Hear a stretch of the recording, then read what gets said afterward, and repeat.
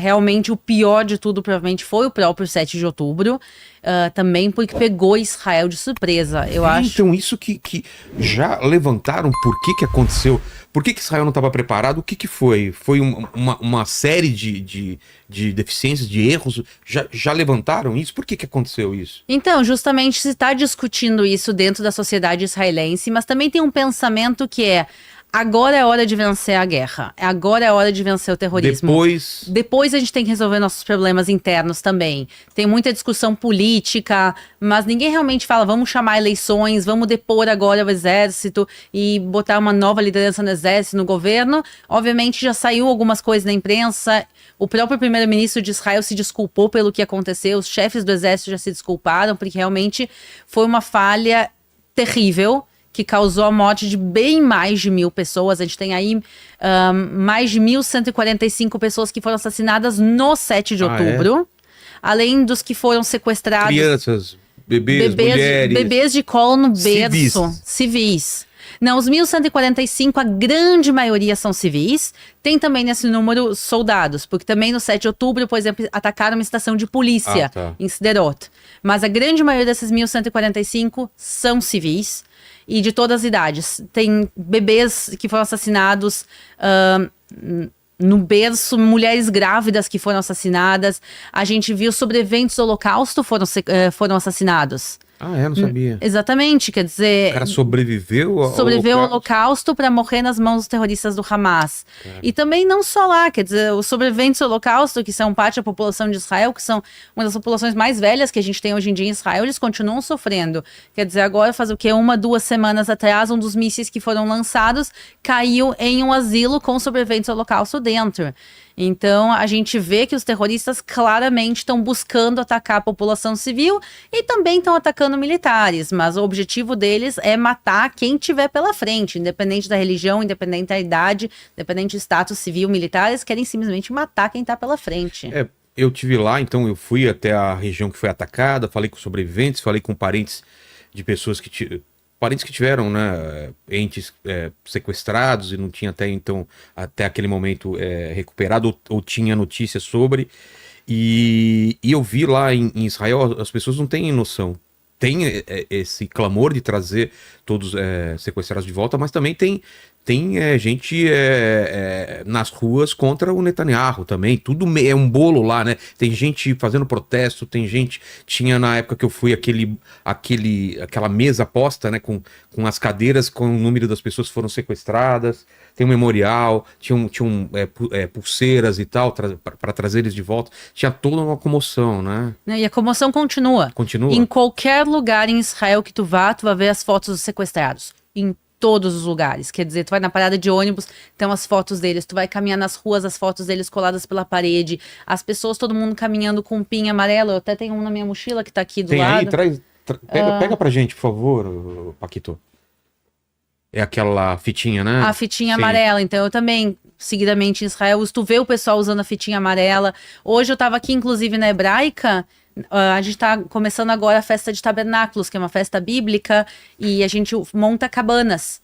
E na Hebraica, na entrada de uma das cabanas, tinha ali o lacinho amarelo, bem na entrada. Então é uma coisa que continua muito, muito forte dentro de Israel. Acho que tem uma união do povo que a gente acredita que a gente tem que buscar todo mundo de volta, independente de quem tá vivo e quem não tá.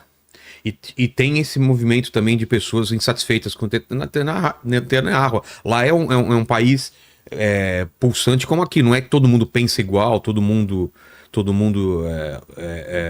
tem a mesma opinião. Mas eu sinto que, por causa do que aconteceu em 7 de outubro, teve esse negócio das pessoas falarem: vamos deixar as diferenças de lado, né? E vamos todo mundo se unir. Tem isso daí sempre em Israel? Você sente isso? Dessa união nesses momentos de dificuldade? Sim, a gente tem visto uma união muito grande, principalmente assim no início da guerra. Todo mundo largou tudo que estava fazendo e disse: ok, o que eu preciso fazer para ajudar? Então, e israelenses de fora voltaram para o país? Milhares de israelenses voltaram, e a gente viu que não é só dessa vez que aconteceu, também em guerras anteriores. Aqui, ó, tem uma câmera aqui em cima, ó. Ah, aqui. Aí, mais perto da câmera. Aí. Aqui. Isso. Essa é a fitinha que a gente usa lá em Israel. Então, essa aqui é em forma de pin, que eu uso seguidamente na minha roupa. E realmente isso mostra como a gente é um grande povo. A gente é todo mundo realmente parte de uma grande família.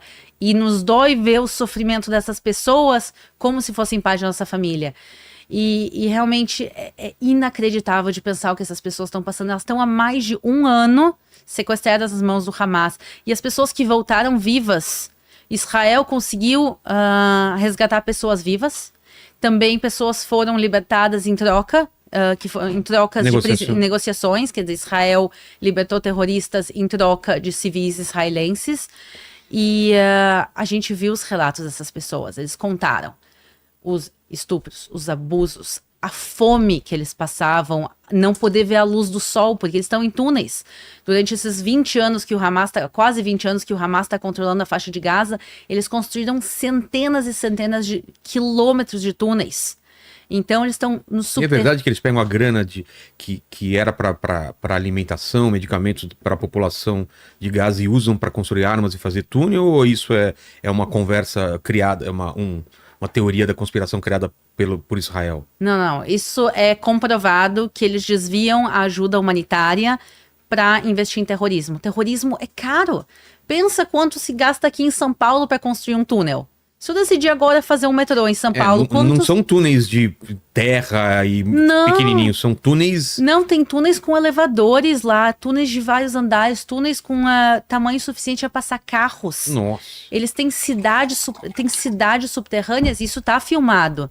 Quer dizer, tá filmado, os soldados de Israel que entraram dentro desses túneis, entraram e filmaram, tá tudo filmado e registrado. Se pode ver a infraestrutura que eles construíram, os bilhões e bilhões de dólares investidos, bilhões com B, e não só isso, quer dizer, primeiro, eles usaram para construir os túneis, segundo, os mísseis, foguetes, tudo que eles usam, isso custa dinheiro. Todos os carros que eles usaram para preparar eles para invadir Israel, as motos que eles usaram, tudo isso custa muito dinheiro e esse dinheiro está saindo de algum lugar. Esse dinheiro está saindo em primeiro lugar do Catar, em segundo do Irã e também toda a ajuda humanitária que eles têm roubado e usado para investir. Inclusive um vídeo que o próprio Hamas fez. O Hamas tem um canal de TV próprio. Não sabia, não. Eles têm um departamento inteiro de mídia do Hamas. Boa parte do que se fala, da narrativa da guerra, é produzida pelo próprio Hamas. Eles têm, o pessoal chama de Pallywood. Pali de Palestine. Então, Pallywood, que eles têm o próprio canal de TV, eles têm atores, eles têm tudo. Eles têm uma mega produção. Tipo Hollywood, mas... exatamente. Pallywood, que é a The Palestine Hollywood. Eles têm uma mega produção lá que eles produzem mídia.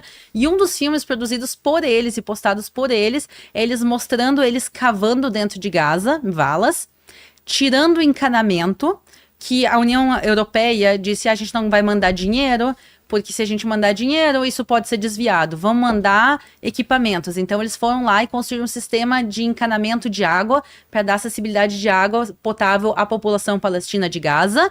E o Hamas foi lá, cavou esses túneis, tirou esses túneis, eles filmaram, eles mostraram como eles fazem MacGyver style, assim, tirando e transformando a tubulação de água, que é uma tubulação bem reforçada, transformando a tubulação de água em mísseis, ou melhor dizendo, em foguetes para jogar contra Israel. Então, eles mostraram como eles fizeram. Então, o dinheiro foi desviado e também a liderança do Hamas é bilionária. Bilionária, quer dizer, se calculava... Os caras vivem bem. Viviam. Viviam. A gente agora pode dizer também que a liderança do Hamas vivia muito bem, eles viviam com... Hoje morreu... mais um, né? Sim, hoje morreu, na realidade, o grande último líder do Hamas. Então, o Mohammadef, o Ismail Haniyeh e o Sinwar eram os 3 chefes do Hamas. Cada um era encarregado de um departamento. E 2 já tinham sido eliminados por Israel. E o terceiro e o mais importante foi eliminado hoje. Hoje foi o mais importante? Hoje foi o mais importante e vou te dizer por quê. Porque cada um deles era o chefe do Hamas para um departamento diferente. O Sinwar, ele era o chefe do braço militar do Hamas.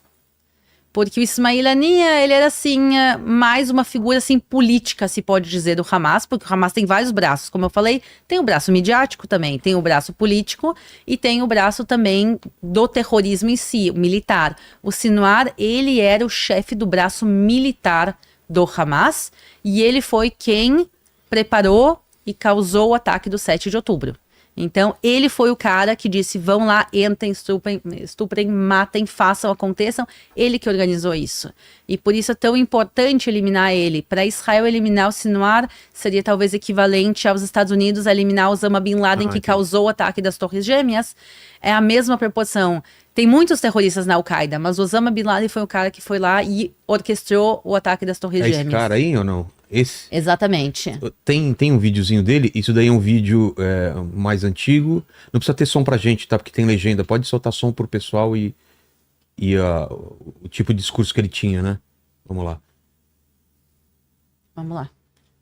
قامتنا في قطاع غزة قدراتها تطورا كبيرا بفضل الله سبحانه وتعالى أولا ثم بدعم الصادقين المخلصين الأحرار من أمتنا وعلى رأسهم الجمهورية الإسلامية في إيران حيث أنها قد أمدت كتائب القسام وفصائل المقاومة بالكثير من المال والعتاد والخبرات بعد عدوان طبعا وقبل العدوان لكن بعد العدوان بصورة خاصة بالكثير من المقدرات التي طورت قدراتنا تطورا كبيرا.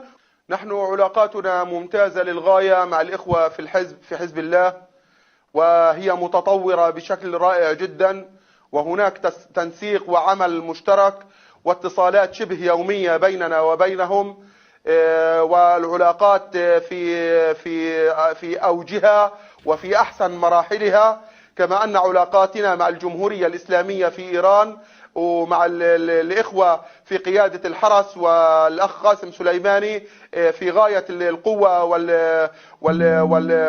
والمتانة والحرارة والدفء. علاقاتنا مع الجمهورية الإسلامية ممتازة.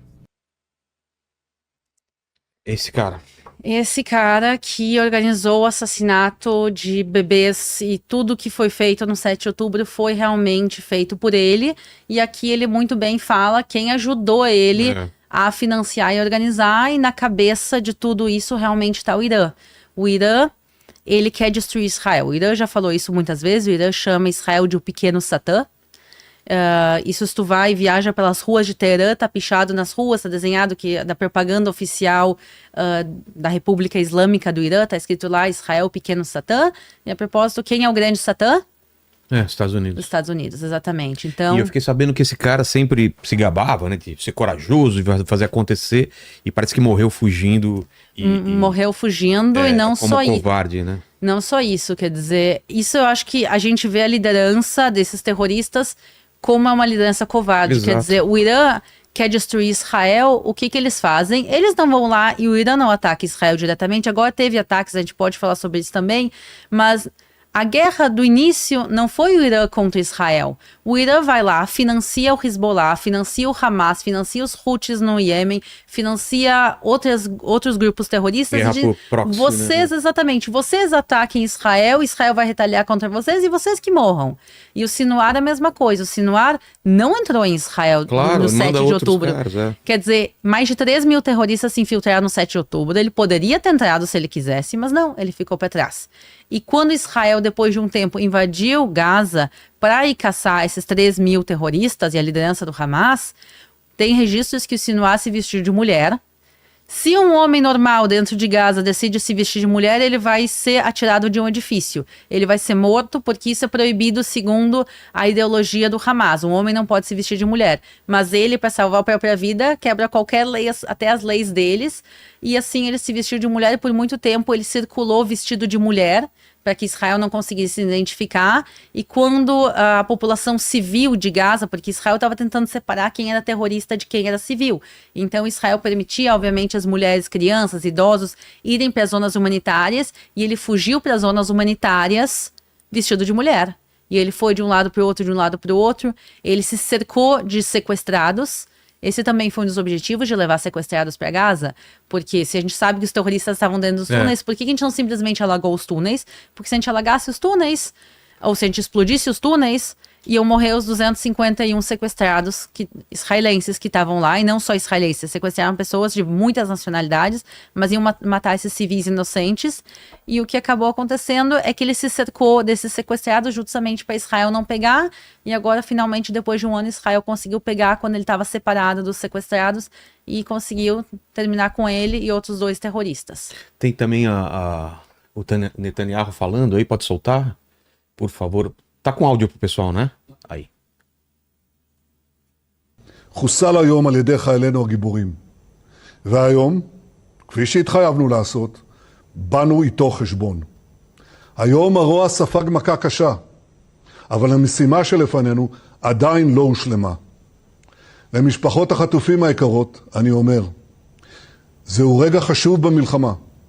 אנחנו נמשיך בכל הכוח, עד להשבתם הביתה של כל יקיריכם, שהם יקירנו. זו מחויבות עליונה שלנו, זו מחויבות עליונה שלי. ולתושבי עזה אני אומר, סינואר הרס לכם את החיים. הוא סיפר לכם שהוא אריה, אבל בפועל הוא הסתתר במאורה חשוכה, והוא חוסל כשהוא נמלט בבעלה מחיילינו. חיסולו הוא ציון דרך חשוב בשקיעת שלטון הרשע של החמאס. ואני מבקש לומר שוב, בצורה הכי ברורה, החמאס לא ישלוט יותר בעזה. זוהי תחילתו של היום שאחרי חמאס, וזו הזדמנות בשבילכם תושבי עזה, להשתחרר סוף סוף מעריצותו. למחבלי החמאס אני אומר, מנהיגיכם בורחים והם יחוסלו. אני קורא לכל מי שמחזיק בחטופינו, מי שיניח את נשקו וישיב את חטופינו, נאפשר לו לצאת ולחיות. ובאותה מידה אני אומר, מי שיפגע בחטופינו, דמו בראשו, נבוא איתו חשבון. השבת חטופינו היא הזדמנות להשגת כל יעדינו, והיא מקרבת את סיום המלחמה. לעמי האזור אני אומר, בעזה, בביירות, ברחבי האזור כולו, החושך נסוג והאור עולה. דף, הנייה, סינואר, נסראללה, מוחסן, אקיל ורבים משותפיהם אינם. אני קורא לכם, עמי האזור, יש בפנינו הזדמנות גדולה לבלום את ציר הרשע וליצור עתיד אחר, עתיד של שלום, עתיד של שגשוג באזור כולו. ביחד אנחנו יכולים להדוף את הכללה ולקדם את הברכה. כעת ברור לכולם, בארץ ובעולם, מדוע התעקשנו לא לסיים את המלחמה, מדוע התעקשנו מול כל הלחצים, כן להיכנס לרפיח, המעוז המבוצר של החמאס בו הסתתרו סינואר ורבים מרבי המרצחים. אני מבקש להביע הערכה עמוקה ללוחמי צה"ל והשב"כ ולמפקדיהם על פעולתם הנחושה והאמיצה, אין טובים מהם. היום שוב הבהרנו מה קורה לאלה שפוגעים בנו. היום שוב הראינו לעולם את ניצחון הטוב על הרע.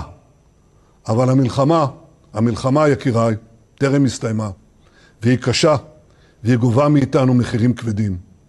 אני מבקש להביע מעומק ליבי את תנחומיי למשפחות שאיבדו את יקיריהן. אני מבקש לחבק את משפחות גיבורינו שנפלו. הקרבתם העילאית, כולל בימים האחרונים, מקרבת אותנו לניצחון.